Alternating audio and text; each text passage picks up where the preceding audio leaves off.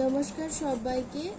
তোমরা যারা আমার ভিডিওটা দেখছো তোমাদের অনেক অনেক অনেক ধন্যবাদ। আমার ভিডিওটা পুরোটা একটু শোনো, তার কারণ আমি এর আগে তোমাদের সাথে অনেক রকমের কালেকশন শেয়ার করেছি, সেই কারণে ভিডিও বানিয়েছি, লাইভ করেছি। তো আজকের যে কথাগুলো আমি বলতে এসেছি সেটা মূলত একটু অন্যরকম।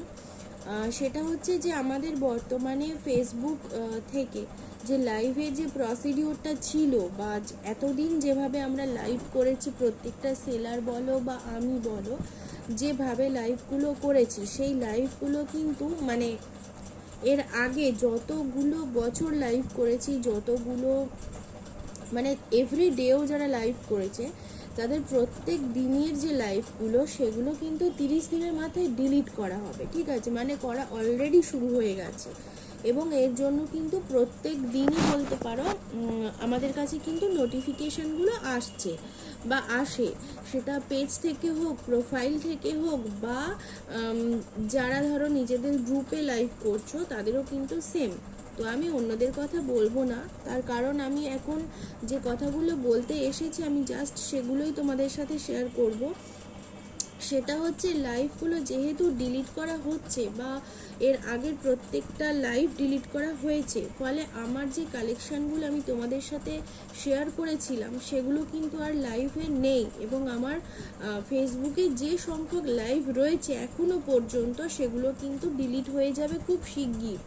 ফলে আমি একটা সিদ্ধান্ত নিয়েছি, সেটা হচ্ছে হয়তো লাইভ করলে তোমাদের সাথে একটু কথা বলা যায় বা কোনো কালেকশান দেখাতে অনেক সুবিধা হয়, তোমরা কে দেখছো, কার কী কোয়েরি রয়েছে সেগুলো জানা যায়। কিন্তু বর্তমানে ফেসবুকের ওই ভিউয়ার্সের জন্য যেহেতু প্রচুর পরিমাণে অপ্রাসঙ্গিক লাইভগুলো করা হয় বা করে সবাই, ওই বন্ধুত্ব পাতানোর জন্য যে লাইভগুলো করে, এগুলোর দরুন প্রচুর পরিমাণে ডেটা কিন্তু ফেসবুকের কাছে থেকে যায় এবং সেটার জন্য ওদের অনেক রকমের টেকনিক্যাল ব্যাপার থাকে। আমি সবটা বলতে পারবো না, তবে যেটুকু আমি ওই লাইভ ডিলিটের ভিডিও থেকে আমি বুঝেছি বা পেয়েছি সেটুকুই তোমাদের সাথে খুব সংক্ষেপে শেয়ার করলাম।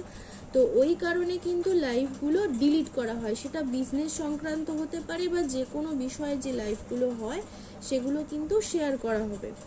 তো সেই জন্য আমি সিদ্ধান্ত নিয়েছি যে এবার থেকে আমার যে কালেকশানগুলো তোমরা দেখতে চাও এবং যে কালেকশানগুলো তোমরা রেগুলার ফলো করো, তো আমার ইউটিউব চ্যানেল অথবা ফেসবুক পেজ, মেনলি বলতে পারো এখন আমি ফেসবুকটা নিয়ে ওইভাবেও সঠিক চিন্তাভাবনা করিনি, কিন্তু ইউটিউবে ভিডিওটা কম্পালসারি তোমরা কিন্তু সপ্তাহে 3টে 2টো এরকম তোমরা কিন্তু এই ভিডিওগুলো তোমরা কিন্তু পাবে। ফলে তোমাদের বুকিং প্রসিডিওর কিন্তু যে ভিডিওটা দেওয়া থাকবে সেই ভিডিওর নিচে আমার হোয়াটসঅ্যাপ নাম্বার দেওয়া থাকবে, তো ওই হোয়াটসঅ্যাপ নাম্বারে তোমরা কিন্তু স্ক্রিনশট নিয়ে বুকিং করবে। ঠিক আছে, অ্যাভেলেবেল আছে কি না আগে জানবে, দেন আমরা তোমাদেরকে কিউআর কোড পাঠাবো, দেন পেমেন্ট করবে, তারপর কিন্তু তোমরা ডিসপ্যাচ পাবে।